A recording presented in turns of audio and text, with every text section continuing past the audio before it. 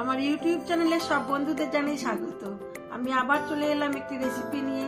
রেসিপিটি দেখুন, দেখে ভালো লাগলে লাইক শেয়ার কমেন্ট অবশ্যই করবেন, সাবস্ক্রাইব করতে ভুলবেন না কিন্তু। আজ আমি দেখাবো এই পেঁয়াজ কলি দিয়ে কিভাবে আমি মাছের ঝাল করি। এই পেঁয়াজ কলি দিয়ে মাছের ঝাল খেতে খুবই ভালো লাগে। শীতকালে এই পেঁয়াজ কলি ভাজাও ভালো লাগে।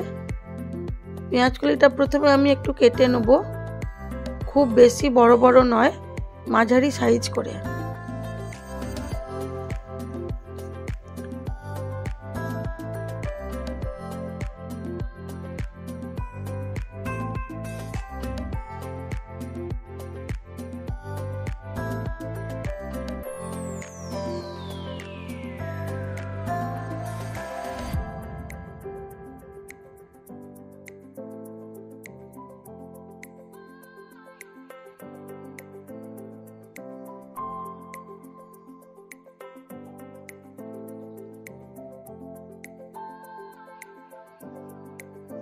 আর দুটো পেঁয়াজ কেটে নেব, পাতলা পাতলা করে পেঁয়াজটা কাটবো।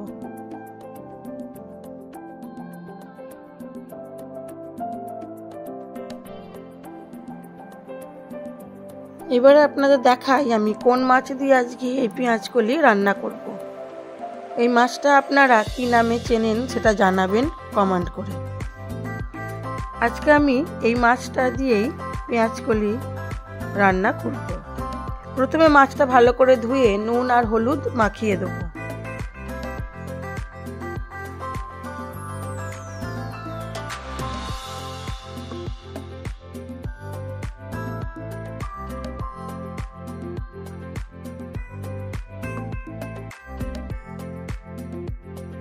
নুন হলুদ মাখিয়ে কিছুক্ষণ রেস্টে রাখবো। অন্যদিকে আমি একটু সর্ষে কাঁচা লঙ্কা বাটবো, আর একটু পোস্তও আমি বেটে রেখেছি, সেটা আর দেখানো হয়নি। এটা সর্ষে পোস্ত আর কাঁচা লঙ্কা দিয়েই করব। এবারে মাছটাকে খুব ভালো করে লাল করে মচমচে করে ভেজে নেব।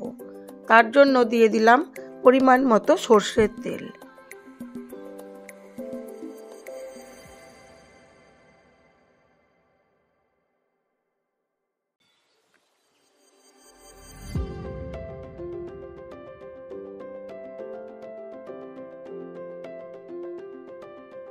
মাছটা আমার খুব ভালো করে লাল করে ভাজা হয়ে গেছে। এবারে আমি মাছগুলো তুলে রেখে ওই তেলের মধ্যেই দিয়ে দেবো আরও কিছুটা পরিমাণ সর্ষের তেল। ফোড়নে দেবো কালো জিরে। ফোড়ন থেকে ভালো গন্ধ বেরোলে দিয়ে দেবো পেঁয়াজ কুচিটা।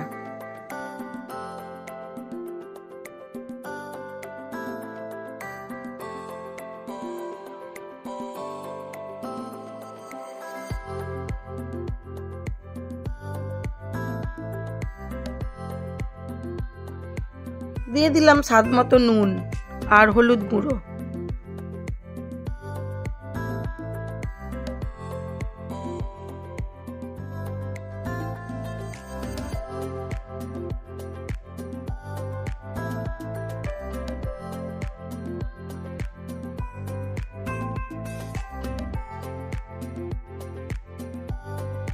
দিয়ে দিলাম পেঁয়াজ কলিটা।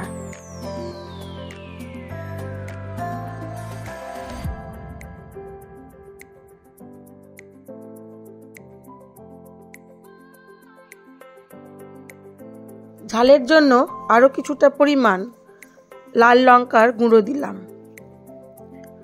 দিয়ে দিলাম পোস্ত বাটাটা।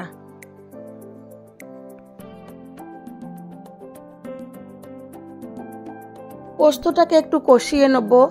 পোস্তটা কষিয়ে নেবার পর দেবো সর্ষে বাটার জলটা। সর্ষে আমি একটু ছেঁকেই দিই, সেই জন্য সর্ষে বাটা দিলে সবসময় আমি জল করেই দিই, খোসাগুলোকে বাদ দিয়ে দিই।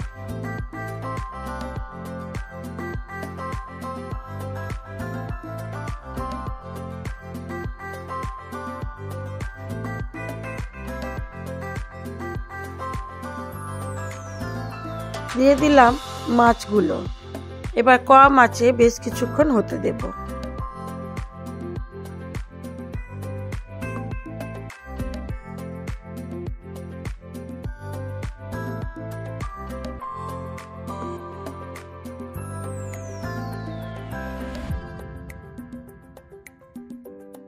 হয়ে গেছে আমার মাছের ঝাল।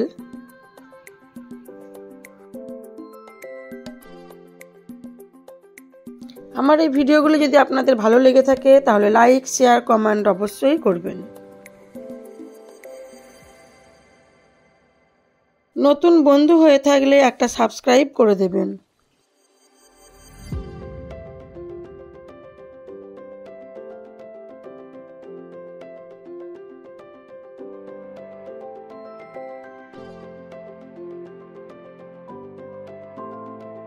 সবাই ভালো থাকবেন, সুস্থ থাকবেন, নিজেদের খেয়াল রাখবেন।